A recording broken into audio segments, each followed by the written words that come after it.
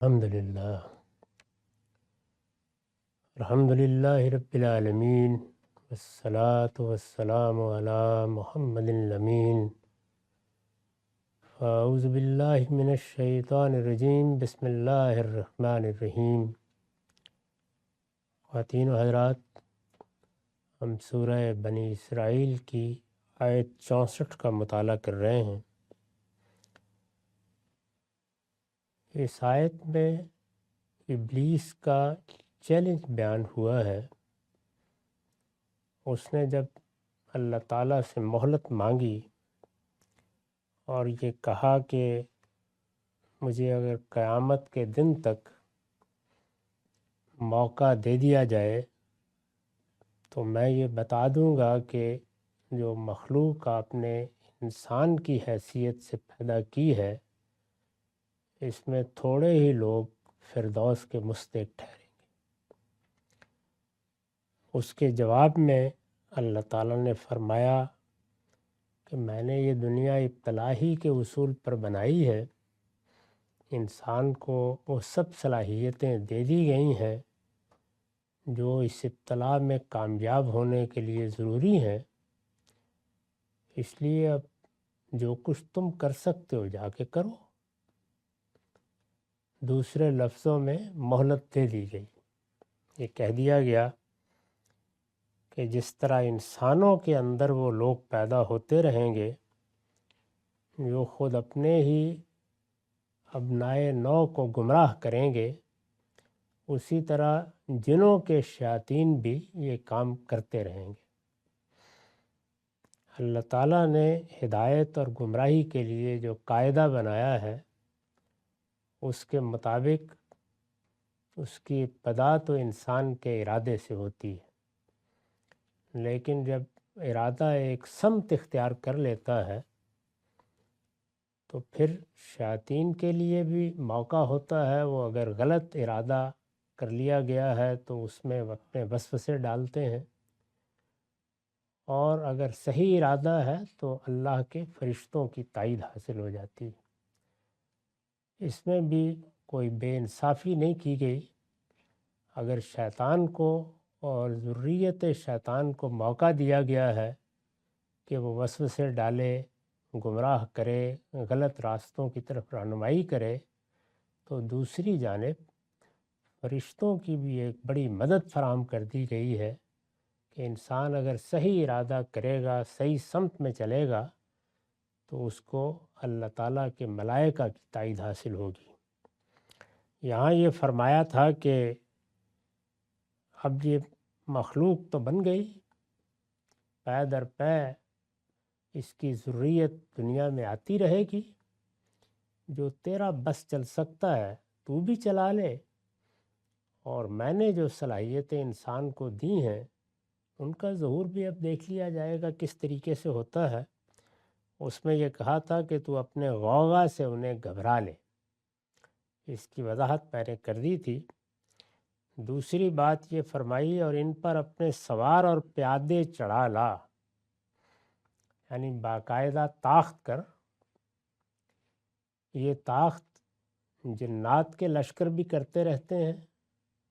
ظاہر ہے کہ انسان کی طرف سے نیکی انفرادی سطح پر بھی ہوتی ہے، اور نیکی اور خیر کے لیے انسان بعض اوقات اجتماعی اقدامات بھی کرتا ہے اور کرتا رہا ہے۔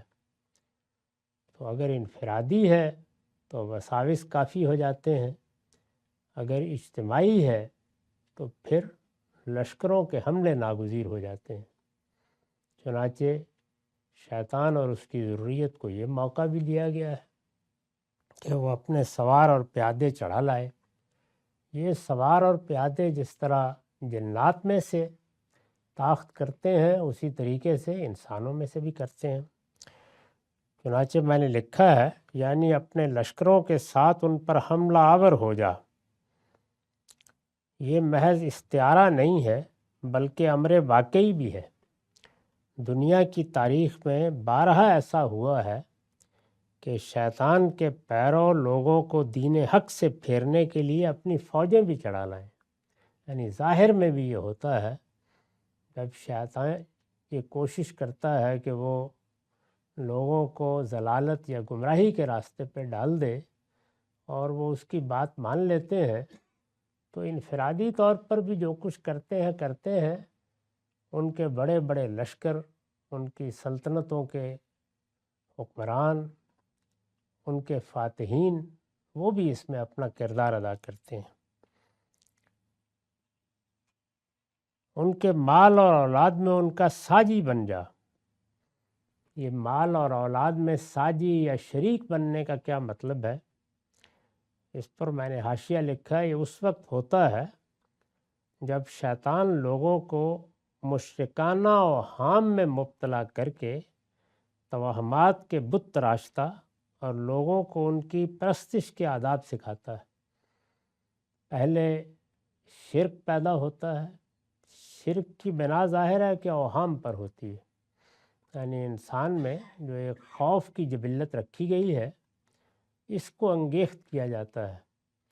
جب یہ انگیخت ہو جاتی ہے تو پھر کچھ تصورات تسکین کے لیے تراش کیے جاتے ہیں۔ بت اصل میں ان تصورات کی علامتیں ہوتی ہیں، بتوں کی پرستش کوئی نہیں کرتا، ان کے پیچھے تصور ہے جس کو سامنے رکھ کر ایک علامت بنا لی جاتی ہے، اسی کی لوگ پرستش کرتے ہیں۔ یہ کس نے سجھایا؟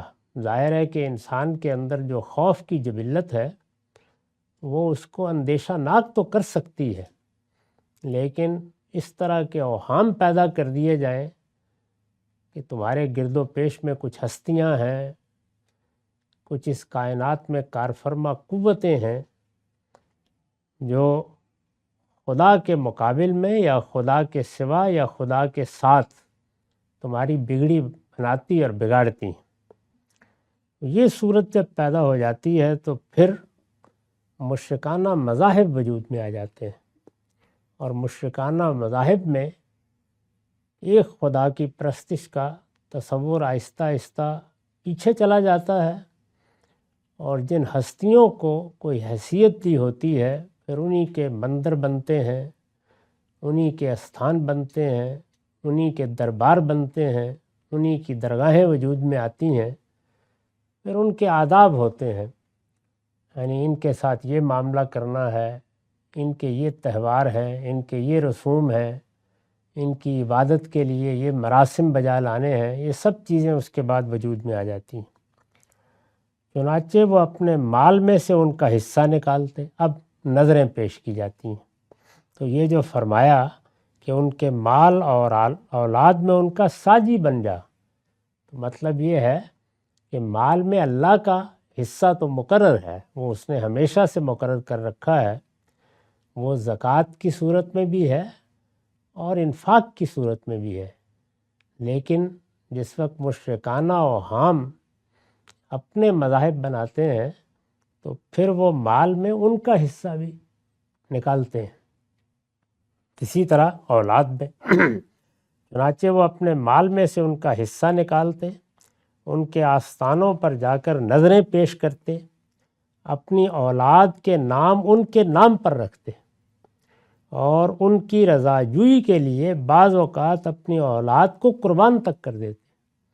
تو یہ جتنے مراسم، رسوم، توہمات مشرکانہ مذاہب کی تاریخ میں ملتے ہیں، یہ گویا شیطان نے اس طرح سے پیدا کیے ہیں۔ اسی وقت بتا دیا تھا اللہ تعالیٰ نے کہ اب تم جاؤ گے اور یہ کچھ کرو گے، یعنی یہ غوغا برپا کرو گے، لوگوں کے لیے سوچنے سمجھنے کے دروازے بند کرو گے، چیزوں کو پروپیگنڈا بنا دو گے، لوگوں کے اذہان معوف کرو گے، ان کے سوچنے اور سمجھنے کی صلاحیتیں ختم کر دو گے، پھر جس طرف تم انہیں بلاؤ گے وہ چلیں گے۔ اور جب وہ طاقت کے ساتھ یا اپنی اجتماعی جد و جہد کے ساتھ خیر کو نمایاں کرنا چاہیں گے تو تم بھی مقابلے میں آؤ گے اور اپنے سوار اور پیادے لاؤ گے، اپنے لشکروں کو اٹھاؤ گے، وہ جنات میں سے بھی اٹھیں گے اور انسانوں میں سے بھی اٹھیں گے۔ ایسے توہمات پیدا کرو گے جن کے نتیجے میں لوگ خدا کی راہ میں خرچ کرنا بھول جائیں گے اور انہی بتوں کے استھانوں پر چڑھاوے چڑھائیں گے اور اپنی نظریں پیش کریں گے اور اپنی اولاد کو ان سے نسبت دیں گے، یہاں تک کہ ان کی قربانیاں پیش کریں گے جیسے کہ تاریخ میں ہوا، اور ان سے وعدے کر لے، یعنی ظاہر ہے کہ شیطان وعدے کرتا ہے۔ انسان اپنے مستقبل کے بارے میں ہمیشہ اندیشہ ناک رہتا ہے، اس کو نہیں اندازہ ہوتا کہ یہ گھڑی کیا ہے اور آنے والی کیا ہوگی۔ ایک بندہ مومن کے لیے جو اس میں شرح متعین کی گئی ہے وہ بڑی واضح شرح ہے، اور وہ یہ ہے کہ تمہیں جو کچھ علم، عقل اور بصیرت تمہارے پروردگار نے عطا فرمائی ہے اس کی روشنی میں فیصلے کرو، اور جہاں یہ محسوس ہو کہ علم، عقل اور تمہارے پاس جو صلاحیتیں ہیں وہ اپنا حق ادا کر چکی، وہاں معاملہ اللہ کے سپرد کر دو۔ تفویض اور توکل، اللہ کے سپرد کرو، اللہ پر بھروسہ کرو۔ تمہارا معاملہ وہاں تک ہے جہاں تک تمہارے پاس صلاحیت ہے، قوت ہے، وسائل ہیں، ذرائع ہیں۔ اس کے آگے صرف تمہارے پروردگار کی عنایت ہے، کرم ہے، اب وہ فیصلہ کرے گا۔ اس نے جو کچھ دنیا میں اصول قائم کیا ہے اس کے تحت تمہارے لیے شکر کے مواقع بھی پیدا ہوں گے، اور چونکہ یہ ابتلا کے قانون پر بنی ہے اس لیے صبر کے مواقع بھی رہیں گے۔ ان کو ان کی صحیح حقیقت میں سمجھ کر چلتے رہو، لیکن شیطان اس کو دوسری طرح کے وعدے کر کے بہکاتا ہے۔ اس پر میں نے لکھا ہے، یعنی جو وعدے کرنے ہیں کر لے۔ اللہ کا بھی ایک وعدہ ہے کہ میں یہاں بھی تمہارا ہاتھ پکڑوں گا، اور اگر میرے ابتلا کے قانون کی وجہ سے یہاں کوئی بڑی مشقت آ پڑی تو میں آگے اس کا بدلہ دوں گا، اور تمہارے لیے فردوس میں نے وہ چیزیں بنا رکھی ہیں جن کا کوئی آنکھ یہاں تصور نہیں کر سکتی کہ وہ دیکھ سکتی ہے۔ تو اللہ کے بھی وعدے ہیں، لیکن پھر شیطان بھی وعدے کرتا ہے، یعنی جو وعدے کرنے ہیں کر لے۔ یہ ان غلط توقعات، جھوٹی امیدوں اور بے بنیاد وعدوں کی طرف اشارہ ہے جن کے سبز باغ شیطان دکھاتا ہے اور لوگوں کو اپنے جال میں پھانس لیتا ہے۔ ظاہر ہے کہ یہ وعدے مختلف نظریات کی صورت میں سامنے آتے ہیں، رہنماؤں کی صورت میں سامنے آتے ہیں، دانشوروں کے قلم سے لوگوں تک پہنچتے ہیں۔ اسی لیے جہاں پیچھے یہ بیان کیا گیا ہے کہ تو اپنے غوغا سے انہیں گھبرا لے، وہاں میں نے لکھا تھا کہ یہ اس شور و غوغا کی طرف اشارہ ہے جو شیطان کے اٹھائے ہوئے لیڈر، رہنما، دانشور اور مذہبی پیشوا حق اور اہل حق کے خلاف ہمیشہ برپا کیے رہتے ہیں۔ یعنی ہر معاشرے میں لوگوں کی ایک بڑی تعداد ہے جو لیڈروں کی صورت میں، رہنماؤں کی صورت میں، دانشوروں کی صورت میں، مذہبی پیشواؤں کی صورت میں موجود رہتی ہے۔ وہ شیطانی سے الہام حاصل کرتے ہیں اور اپنے سارے منصوبے اسی کی رہنمائی میں بناتے ہیں۔ انہی سے در حقیقت ایک غوغا برپا ہوتا ہے، اور پھر لوگ اس میں بہتے چلے جاتے ہیں، اور بہتے چلے جاتے ہیں تو شیطان کا راستہ اختیار کر لیتے ہیں۔ انبیاء علیہم السلام نے اسی وجہ سے اپنے راستے کے لیے صراط مستقیم کی تعبیر اختیار کی ہے، سیدھا راستہ ہے۔ اس راستے میں علم، عقل رہنمائی کرتے ہیں، اور سامنے پروردگار ہے۔ پیغمبروں نے اسی کی طرف اشارہ کر کے بتا دیا ہے کہ وہی تمہارا کارساز، وہی تمہارا آقا، اور وہی ہے کہ جس کی تمہیں مدد حاصل کرنی چاہیے۔ یہ صحیح عقیدے اور صحیح ایمان اور صحیح علم اور صحیح عمل کی راہ ہے، صراط مستقیم۔ اسی وجہ سے ہم اپنی نمازوں میں جو دعا کرتے ہیں وہ یہی دعا ہے، اہدنا الصراط المستقیم، پروردگار سیدھے راستے پر رہیں۔ سیدھا راستہ دکھانے کے لیے بھی اللہ نے اہتمام کر دیا، اس کو دیکھ لیں تو اس پر ثبات قدم کے لیے بھی اللہ کی رہنمائی حاصل ہوتی رہتی ہے، بشرطے کہ آدمی شیطان کے غوغا سے پریشان نہ ہو اور اس راستے پر اسی طرح چلتا رہے آنکھیں کھول کر، جیسے کہ چلنے کے لیے کہا گیا ہے۔ تو یہ وعدوں کا ذکر ہو گیا، ان سے وعدے کر لے، اور اس پر پھر اسی وقت تبصرہ ہے کہ ان عبادی لیس لک علیہم سلطان، حقیقت یہی ہے کہ شیطان جو وعدے ان سے کرتا ہے دھوکے کے سوا کچھ نہیں ہوتے۔ وہ اگرچہ انسان کو یہ باور کرانے میں کامیاب ہو جاتا ہے کہ اس سے تمہیں یہ چیز مل جائے گی، وہ مل جائے گی، لیکن معاملہ وہی ہوتا ہے کہ کچھ چیزیں فریب کی صورت میں سامنے آتی ہیں، بظاہر بہت لبھاتی ہیں، لیکن جب فریب کا پردہ چاک ہوتا ہے تو کچھ بھی نہیں ہوتا۔ اس کو عام زندگی کی ایک مثال سے سمجھنا چاہیے۔ یہ دیکھا ہوگا کہ بہت سے لوگ سادہ لو افراد کو چکمہ دینے کے لیے یہ کہیں گے کہ ہم نے تو ایک ایسا کاروبار دریافت کر لیا ہے جس میں اتنا نفع ہوتا ہے، اتنا نفع ہوتا ہے۔ اب لوگ بیچارے ظاہر ہے کہ نفع کی طلب میں روپیہ دے دیتے ہیں، وہ انہی کے روپے سے کچھ اقساط ادا کر دیتے ہیں، تو بظاہر ایسے لگتا ہے کہ یہ تو واقعی کاروبار چل نکلا، اس میں بڑا نفع ہے اور کیسے ہر مہینے صحیح وقت پر مل رہا ہے، لیکن پھر آہستہ آہستہ حقیقت نمایاں ہونا شروع ہو جاتی ہے۔ یہ واضح ہو جاتا ہے کہ فریب دیا گیا تھا اور ہمارے ہی پیسوں سے اس فریب کے لیے یہ ملمہ کاری بھی کر کے دکھا دی گئی، اور ہم نہ صرف یہ کہ لٹے بلکہ ہمیشہ کے لیے بہت سے فوائد سے محروم بھی ہو گئے۔ اور یہی معاملہ شیطان کرتا ہے، یعنی وہ اسی طریقے سے کچھ وقت کے لیے ایسی صورت پیدا کر دیتا ہے کہ انسان اس کو اپنی بڑی کامیابی خیال کرنے لگ جاتا ہے، اور وہ یہ سمجھتا ہے کہ میں نے تو بازی پا لی ہے، لیکن زیادہ دیر نہیں گزرتی کہ سب فریب کے پردے چاک ہو جاتے ہیں، حقیقت نمایاں ہو جاتی ہے۔ اگر انسان نے یہ فیصلہ کر لیا ہو کہ وہ علم اور عقل کی روشنی میں جو قدم اٹھائے گا، اور یہ بھی فیصلہ کر لیا ہو کہ جہاں علم، عقل اور میری صلاحیت کی حد ختم ہو جاتی ہے وہاں مجھے صرف اپنے پروردگار سے رجوع کرنا ہے، اس کے بعد تفویض اور توکل ہے، یعنی معاملہ اللہ کے سپرد کر دیا جائے اور فیصلے کے لیے اس پر بھروسہ کیا جائے۔ وہ فیصلہ جلد یا بدیر ہو جاتا ہے، لیکن انسان چونکہ جلد باز واقع ہوا ہے وہ بالعموم اپنے آپ کو شیطان کے سپرد کر دیتا ہے۔ شیطان کیا طریقہ اختیار کرتا ہے اس کو قرآن مجید میں ہم پیچھے دیکھ چکے ہیں، بہت ہی خوبصورت لفظ سے تعبیر کیا ہے، نزغ سے، یعنی وہ ایک خاص طرح سے ہماری جبلتوں پر اثر انداز ہوتا اور ایک طرح کی اکساہٹ پیدا کرتا ہے، تم یہ کر ڈالو، تم وہ کر ڈالو، اور اس میں ہماری انانیت اور ہمارے اندر جو کمزوریاں ہیں انہی کو ہدف بنا کے وہ ہمیں میدان میں لے آتا ہے۔ مذہب میں بھی، سیاست میں بھی، عام زندگی میں بھی اس کا طریقہ یہی ہوتا ہے، ایک خاص طرح کا نسق پیدا کر کے، ایک خاص طرح کی انگیخت پیدا کر کے وہ ہمیں جبلتوں کے سپرد کر دیتا ہے، چنانچہ علم و عقل دونوں معاف ہو جاتے ہیں۔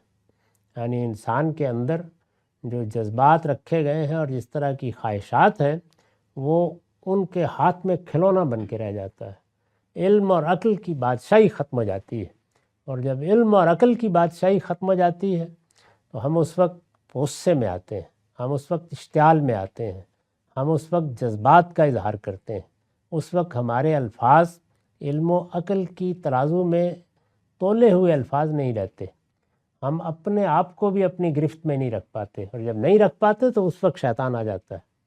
تو بار بار قرآن مجید نے اس جانب توجہ دلائی ہے، اور دیکھیے یہاں پر بھی کس اعتماد کے ساتھ فرمایا ہے۔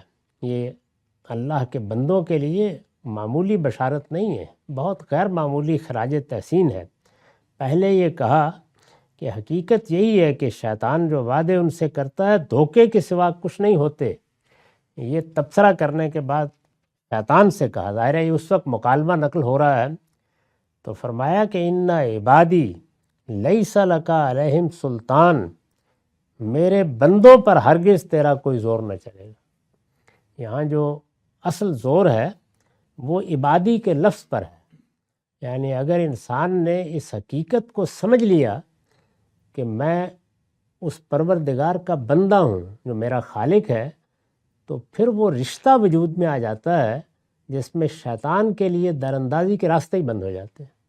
تو اپنی بندگی کے شعور کے ساتھ جینا، اپنی بندگی کے تقاضوں کو سمجھنا اور کسی حال میں بھی بندے کی حیثیت سے تجاوز نہ کرنا، یہ وہ بدرقہ ہے جو اس سفر میں ساتھ ہونا چاہیے، زاد راہ ہے۔ اگر یہ کسی کے پاس ہے تو پھر وہ توقع کر سکتا ہے کہ شیطان کا زور اس پر نہیں چلے گا۔ یعنی کچھ نہ کچھ حملے تو ہوں گے، اور وہ بسا اوقات انسان کو صحیح راستے سے ذرا دائیں بائیں کر بھی دیتے ہیں، لیکن بس وہ چند لمحوں کی بات ہوگی، 2-4 قدم ہی ہوں گے، انسان دائیں یا بائیں جائے گا لیکن وہ فوراً لوٹ آئے گا، فوراً پابرجا ہو جائے گا، اور جب لوٹ آئے گا تو پھر شیطان آہستہ آہستہ مایوس ہو جائے گا۔ اسی کو اس روایت میں رسول اللہ صلی اللہ علیہ وسلم نے بیان کیا ہے، جب پوچھا گیا کہ کیا ہر شخص کے ساتھ شیطان لگا ہوا ہے؟ فرمایا کہ ہاں، اللہ تعالیٰ نے جو مہلت دی ہے اس کے نتیجے میں شیطان، اس کی ذریت، وہ اپنا کام کر رہے ہیں، اور ہر شخص کے ساتھ اسی طرح سے وسوسے ڈالتے رہتے ہیں۔ تو پوچھا گیا کہ کیا آپ کے ساتھ بھی؟ فرمایا ہاں، میرے ساتھ بھی، لیکن میں نے اس کو مسلمان کر لیا ہے۔ تو وہ مسلمان کس طرح ہوتا ہے؟ وہ اسی طرح مسلمان ہوتا ہے کہ انسان بندگی کا اعلیٰ نمونہ بن جائے، وہ مجسم ابدیت ہو جائے۔ مجسم ابدیت یعنی میں اپنے پروردگار کی نافرمانی نہیں کروں گا۔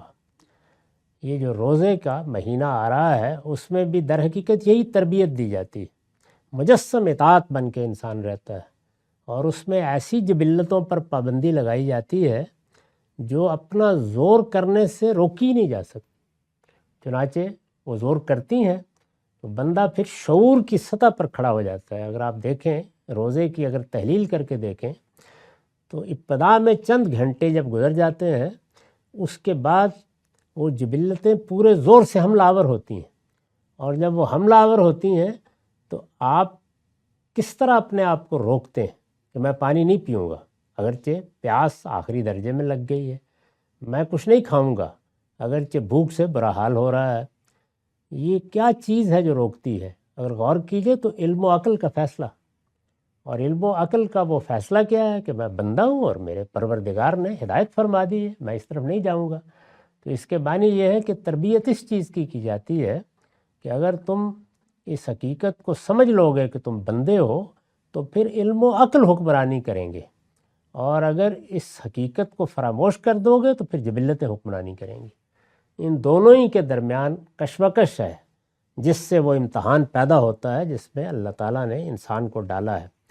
تو یہاں فرمایا کہ میرے بندوں پر، یعنی وہ جو ابدیت کے شعور کے ساتھ جئیں گے، جو میرے بندے بن کر رہنے کا فیصلہ کر لیں گے، ان پر تیرا کوئی زور نہ چلے گا۔ وَكَفَى بِرَبِّكَ وَكِيلًا، اور کارسازی کے لیے اے پیغمبر تیرا پروردگار ہی کافی ہے۔ یعنی اس نے کرنا کیا ہے؟ یہی کرے گا کہ میں تیرا وہ کام بنا دوں گا اور میں تیرا یہ کام بنا دوں گا۔ بس اس بات کو سمجھ لو، اگر بندے ہو تو یہی ایک حقیقت ہے جو ذہن نشین کرنی ہے کہ کارساز وہی ہے، وہی تمہارا پروردگار اور تمہارا خالق، اور کارسازی کے لیے اے پیغمبر تیرا پروردگار ہی کافی ہے۔ اس پر میں نے لکھا ہے یہ ان لوگوں کے لیے تسلی ہے جو شیطان کی ترغیبات کے مقابلے میں اپنے ایمان پر قائم رہنا چاہیں گے۔ یہ بڑی غیر معمولی بات ہے، یعنی یہ بتایا گیا ہے کہ بس ایک فیصلہ کرنا ہے تم نے کہ میں اس کا بندہ ہوں اور میں اس کا بندہ بن کر رہوں گا۔ یہ فیصلہ کرنا ہے، یہ فیصلہ دل کی گہرائیوں سے ہونا چاہیے۔ اس کے بعد اللہ تعالیٰ کی تائید، اس کے فرشتوں کی تائید حاصل ہو جاتی ہے، یہ منزل بہت آسان ہو جاتی ہے، صراط مستقیم پر قائم رہنے میں پھر زیادہ مشکل پیش نہیں آتی۔ استاذ امام لکھتے ہیں یعنی اللہ کے جو بندے شیطان کے فتنوں کے علی الرغم، یعنی شیطان کے فتنوں کے باوجود اپنے ایمان پر قائم رہنا چاہیں گے اور اپنے آپ کو پورے اعتماد کے ساتھ اپنے رب کے حوالے کر دیں گے، خدا ان کا کارساز ہے اور وہ کارسازی کے لیے کافی ہے، یعنی کسی اور کی طرف دیکھنے کی ضرورت نہیں ہے۔ وہ سخت سے سخت حالات کے اندر بھی اپنے بندے کی حفاظت فرمائے گا اور اس کے ایمان کو بچا لے گا۔ اسی کی تمثیل ہے جو آپ کو انجیل میں جگہ جگہ سیدنا مسیح کی زبان سے ملتی ہے، اور یہی وہ چیز ہے جس کو سورہ یوسف میں بیان کیا کہ جب یوسف نے اپنے ارادے کو مستحکم رکھا، بندگی کے شعور کے ساتھ فیصلے کیے، اور ایک ایسا وقت آ گیا جس پہ بچنا آسان نہیں تھا۔ یعنی انسان کی بھی ایک حد ہے، وہ اپنے جذبات کو، خواہشات کو یا اپنی جبلت کے تقاضوں کو کہاں تک قابو میں رکھ سکتا ہے، اس کی ایک حد ہے۔ اس تک یوسف نے اپنی پوری صحیح کر کے دکھا دی۔ جب دکھا دی تو بس پھر اللہ تعالیٰ نے بھی ہاتھ پکڑ لیا۔ تو اس میں فرمایا ہے کہ پھر ہمارا برہان سامنے آ گیا، اور اس وقت جب کہ اس کا پورا امکان تھا کہ یوسف بھی غلط ارادہ کر لیتا، ہم نے اس کو بچا لیا۔ تو ایسے ہی اللہ تعالیٰ اپنے بندوں کے ساتھ کرتا ہے۔ یہاں بھی یہی فرمایا ہے کہ کارسازی کے لیے تیرا پروردگار ہی کافی ہے۔ ربکم الذی یجزی لکم الفلک فی البحر لتبتغوا من فضلہ انہ کان بکم رحیما۔ لوگو، تمہارا پروردگار وہی ہے جو تمہارے لیے سمندر میں کشتی چلاتا ہے تاکہ تم اس کا فضل تلاش کرو۔ یہ وہی اسلوب ہے کہ حقائق واضح کیے اور اس کے بعد انفس و آفاق کی نشانیوں سے استدلال کرنا شروع کر دیا۔ سمندر میں کشتی چلاتا ہے۔ اس سے یہ بھی معلوم ہوا کہ انسان جو چیزیں ایجاد کرتا ہے وہ چونکہ اللہ ہی کی دی ہوئی صلاحیت اور عقل کا ظہور ہے، تو وہ بھی اللہ ہی کی نشانیاں ہوتی ہیں۔ کشتی تو انسان نے بنائی ہے، لیکن پروردگار ہے جو کشتی کو رواں رکھتا ہے تاکہ تم اس کا فضل تلاش کرو۔ اس میں شبہ نہیں کہ وہ تمہارے حال پر بڑا مہربان ہے۔ وَإِذَا مَسَّكُمُ الضُّرُّ فِي الْبَحْرِ ضَلَّ مَن تَدْعُونَ إِلَّا إِيَّاهُ فَلَمَّا نَجَّاكُمْ إِلَى الْبَرِّ أَعْرَضْتُمْ وَكَانَ الْإِنسَانُ كَفُورًا۔ تمہیں جب سمندر میں مصیبت پہنچتی ہے تو جن کو پکارتے ہو وہ سب بھولے بسرے ہو جاتے ہیں، صرف وہی ایک یاد رہ جاتا ہے۔ یعنی جس وقت مصیبت اپنے آخری مرحلے پر آ جاتی ہے تو پھر دائیں بائیں کو چھوڑ کر آخر میں انسان خدائی کو پکارتا ہے، صرف وہی ایک یاد رہ جاتا ہے۔ پھر وہ جب تمہیں خشکی کی طرف بچا لاتا ہے تو منہ موڑ جاتے ہو۔ یعنی جیسے ہی مصیبت ختم ہوتی ہے تو انسان کے رویے میں پھر تبدیلی آ جاتی ہے، پھر وہ اپنے انہی اوہام کی طرف رجوع کر لیتا ہے۔ اس پر تبصرہ کیا ہے وَكَانَ الْإِنسَانُ كَفُورًا۔ حقیقت یہ ہے کہ انسان بڑا ہی ناشکرا ہے۔ اگر وہ حقیقی معنی میں شکر گزار ہو تو یہ یاد رکھے کہ میرا پروردگار ہی ہاتھ پکڑتا ہے، وہی رزق دیتا ہے، وہی میری مصیبتوں میں کام آتا ہے، وہی میری تمنائیں اور آرزویں پوری کرتا ہے۔ جو شیطان نے جگہ جگہ دھوکے اور ملمہ کاری سے اپنے کچھ عنصر دکھا رکھے ہیں، پھر وہ انسان کو متاثر نہیں کرتے۔ اس پر یہ حاشیہ ہے، یہ انسان کے عام رویے کی مثال دی ہے کہ ہزاروں ٹن کے وزنی جہاز جو سمندر کا سینہ چیرتے ہوئے رواں دواں ہیں، سب خدائی کے حکم سے چل رہے ہیں۔ خدا نے یہ اہتمام اس لیے کیا ہے کہ انسان اس کا فضل تلاش کرے اور اس پر خدا کا شکر گزار ہو۔ یعنی یہ جو ایجادات ہیں یہ اللہ تعالیٰ کی نعمتوں کی تلاش کے لیے ہیں، اس کے فضل کی تلاش کے لیے ہیں۔ یہ اللہ ہی نے صلاحیت انسان میں رکھی ہے کہ وہ زمین کے خزانے نکال لیتا ہے، آسمان کی قوتوں کو تسخیر کر لیتا ہے، اس لیے کہ اس دنیا کی زندگی میں اس کی صلاحیتوں کا یہ ظہور خود اس کا پروردگار چاہتا ہے۔ لیکن انسان کا المیہ یہ ہے کہ یہی جہاز کسی طوفان میں گر جائیں تو اسے خدا یاد آ جاتا ہے، اور جو ہی طوفان سے نکل جائیں پھر نہ وہ طوفان اور اس کی مصیبت یاد رہتی ہے اور نہ خدا جس کے سامنے اس وقت گڑا رہے۔ یعنی جب صبر کے مواقع آخری درجے میں آ جاتے ہیں تو وہاں تو خدا یاد آ جاتا ہے، لیکن شکر کے مراحل میں اس کو انسان فراموش کر دیتا ہے۔ تو اس طرح توجہ دلائی ہے کہ یہ صرف گرد و پیش میں پیدا ہونے والے احوال ہیں جن سے متاثر ہو کر تم اوہام کی طرف چلے جاتے ہو، ورنہ اگر اس حقیقت کو ایک بار سمجھ لو کہ وہی تنہا کارساز ہے تو پھر صبر اور شکر کے ہر مرحلے میں اسی کو پکارو۔ اقول قولی ھذا واستغفر اللہ لی ولکم ولسائر